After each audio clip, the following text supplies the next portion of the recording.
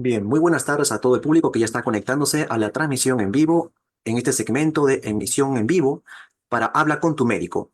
Estamos desde el Consejo Regional 3 Lima del Colegio Médico del Perú en un tema nuevo, importante, quizás poco común que se puede ver, pero ya estamos en una época de verano, mucha gente va a la piscina, quizás va de viaje a provincia, ¿no? Entonces, eh, pues justamente por el tema de la temperatura, el calor, la gente está que se baña de repente en algunos lagos, en algunas piscinas, y este tema va a ser muy importante de explicar, ¿no? Es Ameba come cerebros el tema de hoy.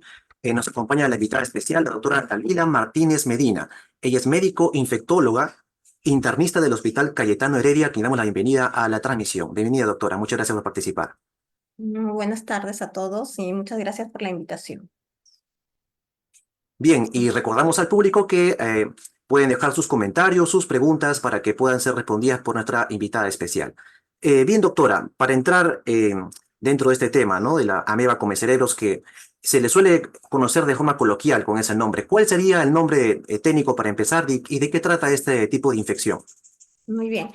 En realidad, como usted bien dice, el nombre coloquial o el nombre que en el día a día se le ha dado es el de amebas come cerebro, pero en realidad esta es una infección producida por unos parásitos que son parásitos microscópicos que pertenecen al grupo de amebas de vida libre. ¿Por qué se dice amebas de vida libre? Porque van a estar presentes en en el medio ambiente.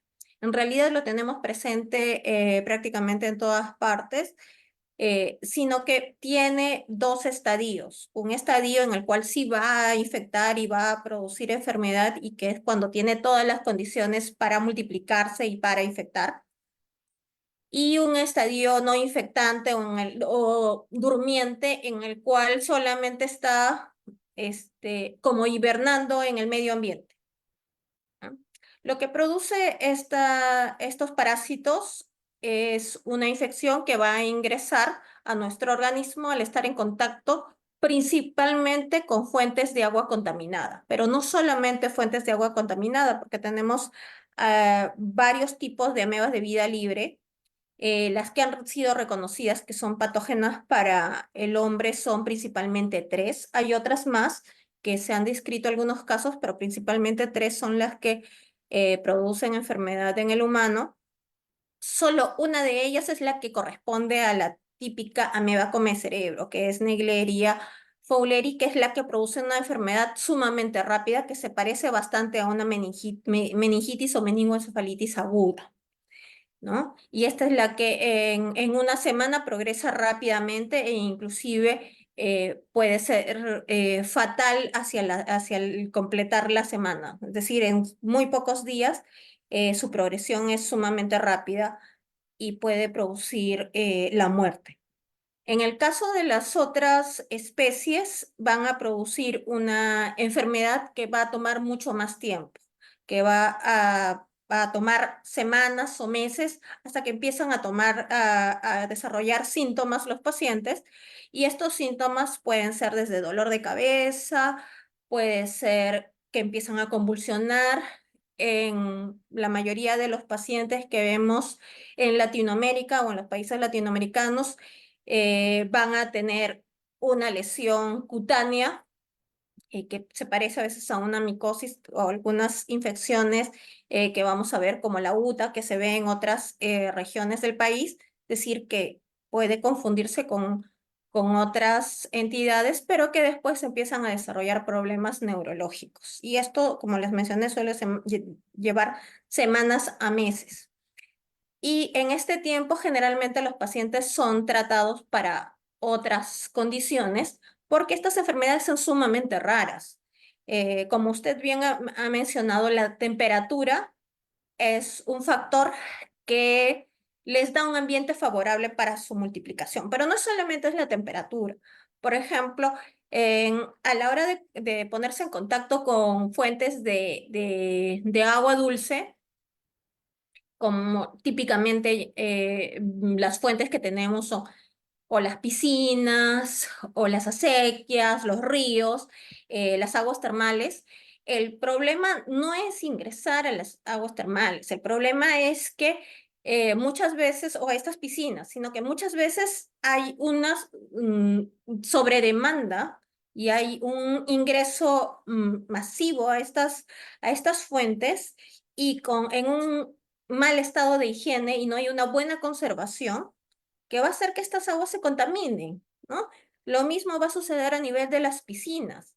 Uno de los países que reporta la mayor cantidad de casos de esta forma, como le denominan ameasco de cerebro, que es la forma más agresiva, más rápida, es Estados Unidos en el estado de la Florida. Y ahí, e inclusive ahí hay algunas áreas, algunas canales y algunos, bueno, lagos o acequias que tienen su letrero de prohibición de ingreso porque precisamente ya se sabe que en esas áreas está tan contaminado y se ha documentado la presencia de estas amebas come cerebro. Entonces, lo más frecuente es el contacto con aguas contaminadas, pero también en zonas donde va a haber unas temperaturas sumamente altas, por encima de 30 grados, y puede haber una alta humedad. En la misma tierra contaminada con alta humedad podemos tener a veces lesiones en la piel y puede ingresar también en la piel. Y el mayor problema es que este parásito va a afectar principalmente a población joven, a niños y adultos jóvenes. En nuestro país sí hemos tenido casos y los seguimos teniendo. Y el mayor problema que vemos es que no hay un tratamiento específico que diga, con esto vamos a curar a todos los pacientes, ¿no? Sí eh, se han intentado varios esquemas de tratamiento a nivel mundial, algunos de ellos han funcionado, generalmente combinación de fármacos. En nuestro país, gracias al apoyo del Ministerio de Salud y a la gestión desde la gestión de la doctora Patricia García, se ha venido disponiendo de un medicamento que ha demostrado tener un efecto importante contra estos parásitos en combinación, que es el miltefosine. Sin embargo, su disponibilidad no es permanente y no siempre lo vamos a tener disponible, ¿no?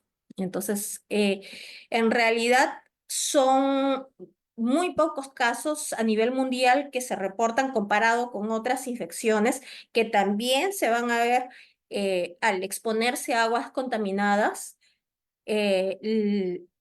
Lo negativo y lo crítico de estos casos es que no habiendo prácticamente tratamiento, sí podríamos prevenirlo. Y al prevenir, vamos a prevenir otras enfermedades que son mucho más frecuentes y que pueden tener y que pueden dejar secuelas importantes tanto en los niños como en los adultos jóvenes. Sí, a ver, vamos también, digamos, desmenuzando un poco el tema que muy bien lo has puesto de forma general. Vamos a ver con respecto a cómo actúa este parásito. Ahí nos podría explicar, por favor, por qué exactamente se le suele conocer como comecerebros. ¿Ataca especialmente ese tejido del órgano? Lo, lo que sucede es que, a ver, en el caso de la ameba come cerebro, que es la que produce la infección aguda, que es Naegleria, este parásito va a ingresar a través de la nariz, de las fosas nasales, directamente hacia el cerebro, ¿no? Toma una vía rápida, por decirlo así, a través de los nervios olfatorios, e ingresa directamente al cerebro, a las meninges, y lo que va a producir es una inflamación que va a afectar principalmente a esta capa que cubre el cerebro y a los vasos sanguíneos, y esa inflamación avanza rápidamente, puesto que no va a haber una respuesta de nuestras defensas adecuadas, porque el cerebro tiene una barrera que impide que ingresen muchos patógenos y también muchas estructuras. Y esto va a permitir que este parásito se demore en ser reconocido por nuestro sistema inmune, se multiplique, inflame los vasos sanguíneos y puede producir cuadros hemorrágicos. Y como no hay un tratamiento y se piensa más en otras enfermedades antes que en este parásito, porque digamos, hay como 200 o 300 casos reportados a nivel mundial. Lo más probable es que estos sean muchos más casos en realidad, sino que no han sido diagnosticados apropiadamente. Y es Son por tan eso frecuentes, ¿no? No son tan que la frecuentes en el mortalidad país. suele ser alta para cuando ya se diagnostica. Claro. En nuestro país, ¿qué tan frecuente es? Porque sí hemos mencionado que hay casos, ¿no? Ha habido noticias acerca de de estas infecciones, especialmente en niños. No sé si exactamente ataca a los niños o puede atacar a adultos, jóvenes indeterminadamente. También puede atacar a adultos, pero principalmente ataca a niños y a niños sanos. No tiene predilección por niños con algún tipo de enfermedad.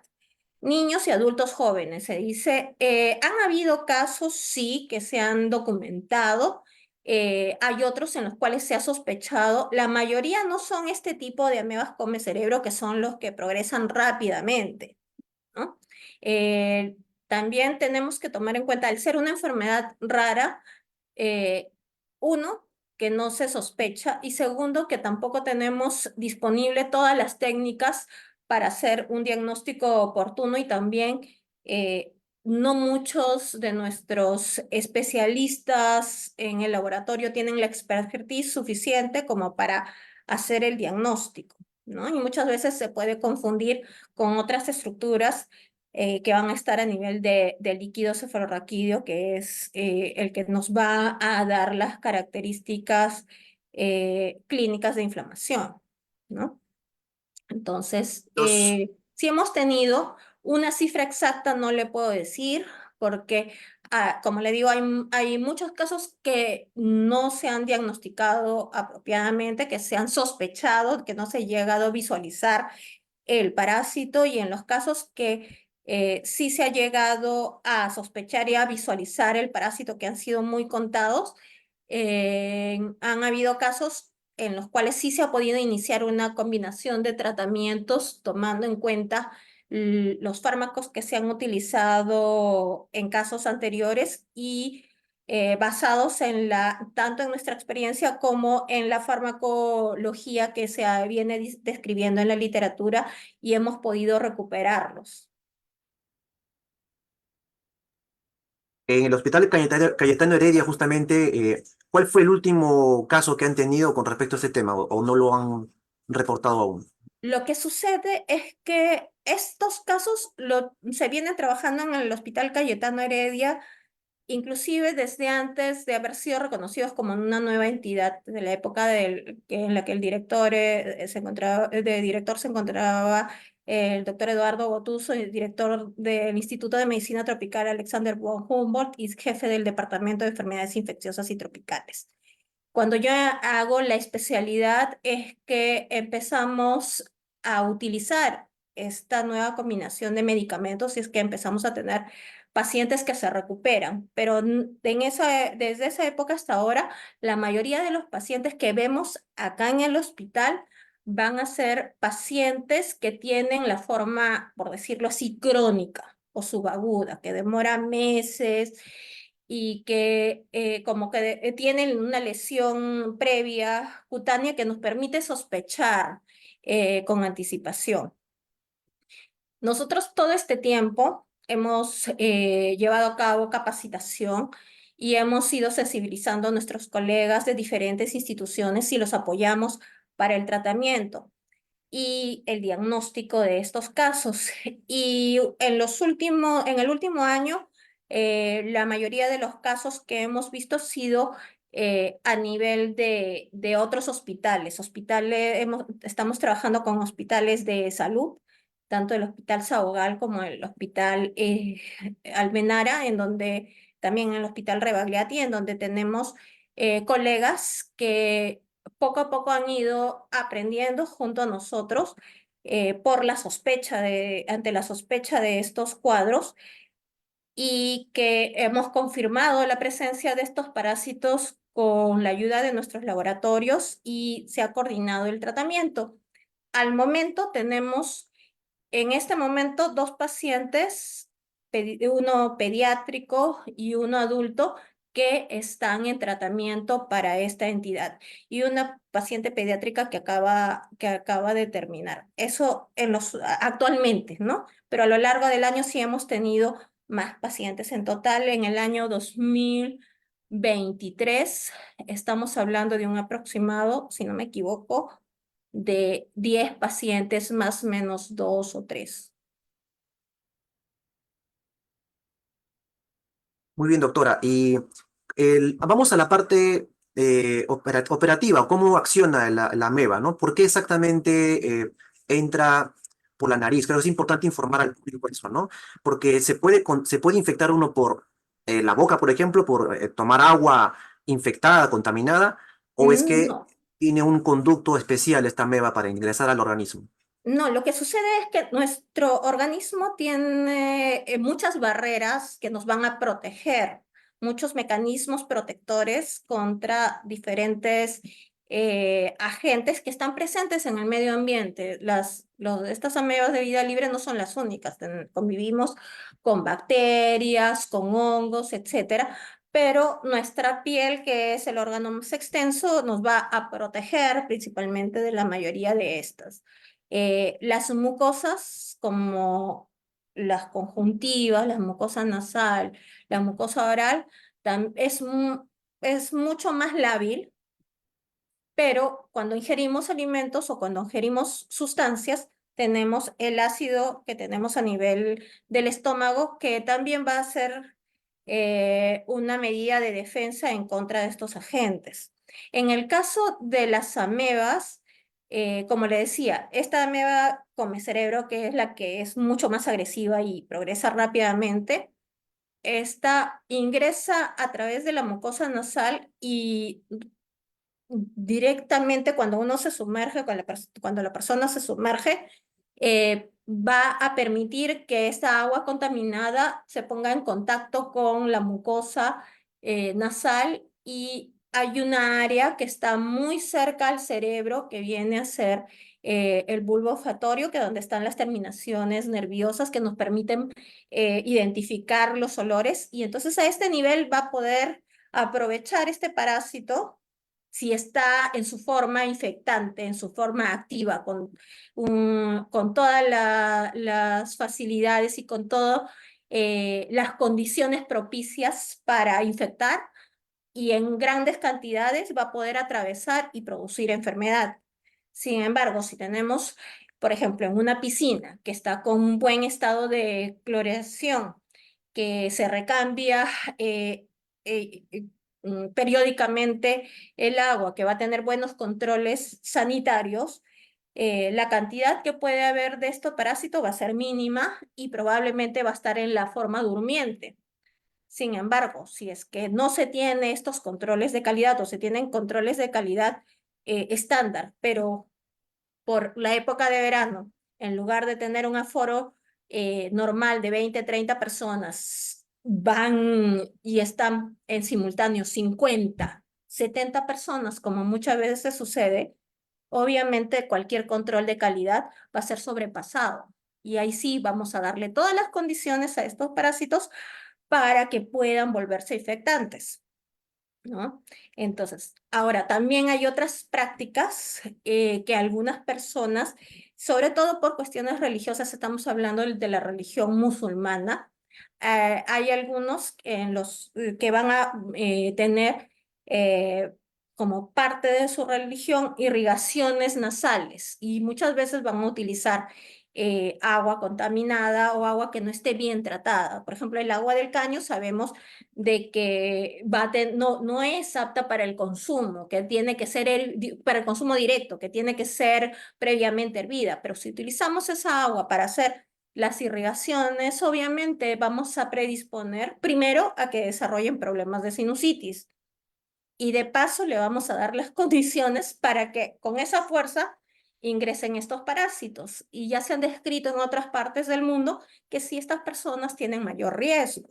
Ahora, si nos vamos más hacia las zonas rurales, tanto de nuestra capital como a nivel de provincias, donde no siempre van a tener agua potable, ¿no? En donde van a tener que tener el acceso del agua a nivel de los ríos y que cada vez están más contaminados porque no tenemos una muy buena sanitación y no todos cuentan con las obras para tener agua potable y servicios de desagüe, obviamente esto va a ser peor, ¿no? Eh, los niños es una población en riesgo muy frecuente porque los niños no miden el peligro, no analizan si esta agua está bien, este charco está bien, ellos solamente disfrutan, ¿no? Entonces, es uno de los puntos importantes que me gustaría a mí remarcar y que nos llevemos a la casa es que como para muchas enfermedades, el factor higiene, el factor del buen control de calidad a nivel sanitario va a ser sumamente importante. Por ejemplo, para las otras amebas, no solamente va a ser a nivel de vías respiratorias, sino también a través de lesiones y heridas de piel, que al estar en contacto con tierra contaminada, va a permitir y haber una lesión en nuestra barrera de protección, va a ingresar este parásito. ¿Ya? Si nosotros nos lavamos bien, ni bien hacemos la lesión, nos lavamos bien con agua y jabón, primero que no vamos a hacer infección de la herida por bacterias o celulitis, y segundo también que vamos a disminuir, no le vamos a dar las condiciones propicias a este parásito para que se pueda asentar y pueda multiplicarse adecuadamente, y el riesgo de desarrollar esta enfermedad va a ser mucho menor. Y justamente, como mencioné al principio, ¿no? En época de verano las personas van a la piscina y sin necesidad de que esto pues sea algo que alarme exactamente, pero sí para prevención. Hay piscinas que no tienen las condiciones adecuadas, ¿no? Justamente para que esté apto para que todo el público pueda bañarse y disfrutar de un día de piscina sin ningún peligro. Sin embargo, pues piscinas que sí tengan esas malas condiciones, vamos a la parte de cómo se puede infectar esta ameba, ¿no? Digamos, hay personas que pues suelen hacer clavados, digamos, en la piscina y a la hora de, por la misma fuerza, ¿no? De entrada al agua, pues se ingresa el líquido pues, por la nariz, ¿no? Por las fosas nasales y es donde se puede infectar con este tipo de ameba, ¿cierto? Correcto, es cierto. Ahora, obviamente eso no significa de que todos los que van a practicar clavados Claro, obviamente. van a ser infectantes o Claro. infectados, perdón. Pero digamos que Todavía es no una se sabe que puede por ingresar, ¿no? quiénes son los que se van a infectar, porque hay personas que van a tener la misma actividad, tienen también los mismos factores genéticos, una se enferma y otra no. ¿Por qué algunos se enferman y otros no? Esa parte todavía no hay suficiente información. Como son pocos casos a nivel mundial y también es poca gente la que está haciendo investigación sobre esta enfermedad, todavía hay cosas, hay puntos que todavía son desconocidos para la ciencia.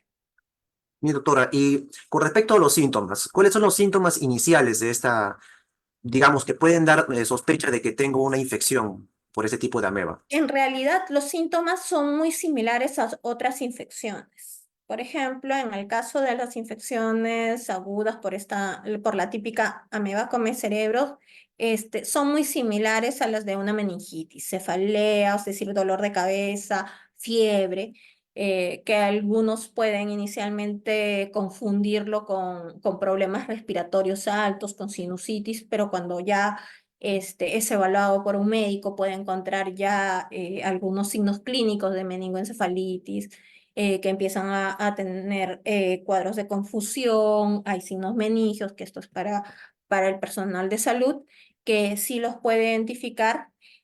Lo más frecuente no va a ser que sea una ameba de vida libre, lo más frecuente es que se trate de una meningoencefalitis, ya sea viral o bacteriana, y la recomendación, en este caso a mis colegas para sospechar este tipo de condiciones, es dentro de la historia clínica investigar sobre si han expuesto, han estado 1 o 2 semanas antes expuestos a estas fuentes de agua dulce contaminadas. ¿no? Y si es que inicialmente no responden al tratamiento habitual, es decir, generalmente vemos la respuesta al tratamiento a las 48 horas, debería de haber algún tipo de mejoría, y si no lo hay, inmediatamente hacer los estudios para buscar estas amebas de vida libre, estos parásitos que puedan y que nos puedan ayudar para verificar si es que realmente se trata de esta entidad. Como les digo a muchos de mis alumnos, la mayoría de veces van a corresponder a otras condiciones, no van a ser como consecuencia de infección de este parásito, porque no es lo más habitual, no es lo más frecuente, pero es importante tenerlo en mente. Entonces, y también como usuarios, como público en general, estar al pendiente siempre de cuando vamos a utilizar una piscina, cuando vamos a ir a algún agua termal o alguna sequía o algún río. Sobre todo en las piscinas, que es un poco más sencillo poder verificar que el aforo que consigna sea el mismo que el que yo estoy observando, la calidad del agua y si queremos ser mucho más acuciosos, preguntar también en la parte de la administración sobre el certificado, el control de calidad, que eso sí como norma sí lo deben de tener. Muy bien, doctora. ¿Y qué tanta probabilidad tiene una persona o un paciente que se ha infectado con ese tipo de ameba de que pueda sobrevivir? ¿O hay algún tipo de secuela, consecuencias? Ya, como le digo, lamentablemente no hay un tratamiento específico. La recuperación o la sobrevida va a depender de qué tanto nos demoremos en el diagnóstico. Obviamente, si es que hacemos el diagnóstico de manera temprana, como le digo, a las 48 horas, si es que después de empezar nuestro tratamiento empezamos a buscar otras causas porque no nos responde al tratamiento y vemos de que sí ha estado en una piscina contaminada, una piscina pública que ha estado sobresaturada, ya pues, y encuentro este parásito, la probabilidad de recuperarlo va a ser mucho mayor a que le hago los mismos exámenes cuando este paciente ya está en cuidados intensivos, casi en coma, ¿no? O prácticamente en muerte cerebral con soporte ventilatorio y todo. A nivel mundial se han reportado muy pocos sobrevivientes. Básicamente porque el problema que tenemos para hacer diagnóstico, para sospechar, es el mismo. La disponibilidad de tratamiento, también de los tratamientos que han ido probándose y que han permitido que algunos casos sobrevivan, también a nivel mundial es limitada, ¿no? No es tan sencillo acceder al tratamiento. Como Estado peruano, hasta hace poco tiempo hemos tenido la ventaja de que uno de los fármacos más importantes en la combinación de estos esquemas de tratamiento ha estado disponible de manera gratuita a través de las estrategias sanitarias. Lamentablemente hay restricciones y actualmente prácticamente no está disponible al momento, a diferencia de otros países, inclusive Estados Unidos, en los cuales más bien eh, estaban envidiosos de la situación que teníamos nosotros porque podíamos acceder relativamente de manera sencilla a a estos medicamentos para tratar a los pacientes en los cuales se documentaba la presencia de estos parásitos. Generalmente 24 horas máximo ya estos pacientes tenían acceso a este tratamiento.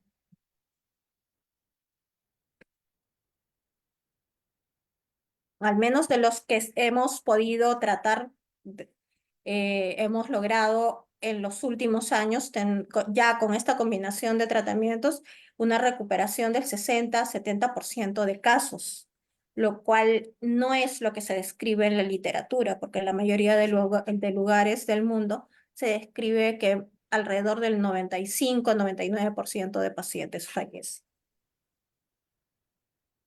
Muy doctora, interesante toda la información que nos ha compartido hoy. Quizás pueda dejar ahora unas recomendaciones finales ya para ir cerrando la transmisión. Mi principal recomendación es eh, dar mayor énfasis a lo que viene a ser la higiene y las medidas de prevención. Obviamente con este calor todos disfrutamos y añoramos poder estar sumergidos, ya sea en una piscina, en alguna laguna, etcétera.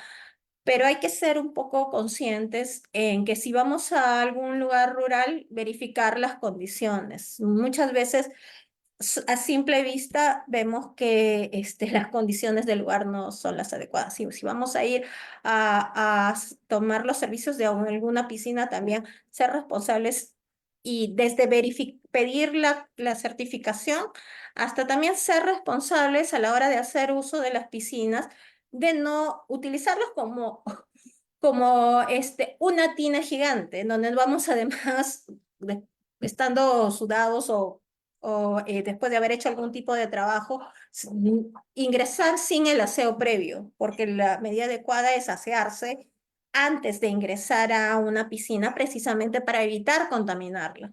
Porque al contaminar no solamente estamos exponiendo al resto, sino a nosotros mismos y a nuestros seres queridos a patógenos que no solamente son estas amebas, como les digo, otras infecciones mucho más frecuentes y que pueden dejar secuelas, ya sea desde sordera, que pueden simular tumores cerebrales, meningitis, ¿no? Y eso puede dejar como otras secuelas, limitaciones en la funcionalidad de alguna parte del cuerpo, ¿no? Y hasta producir la muerte.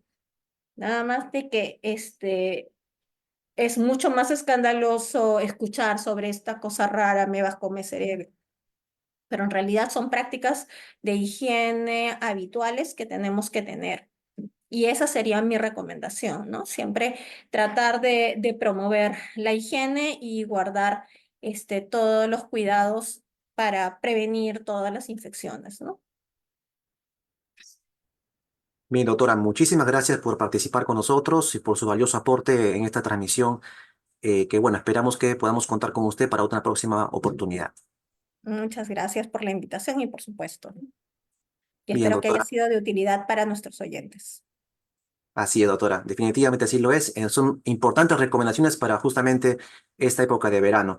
Bien, estuvo con nosotros la doctora Dalila Martínez Medina, médico infectólogo e internista del Hospital Cayetano Heredia.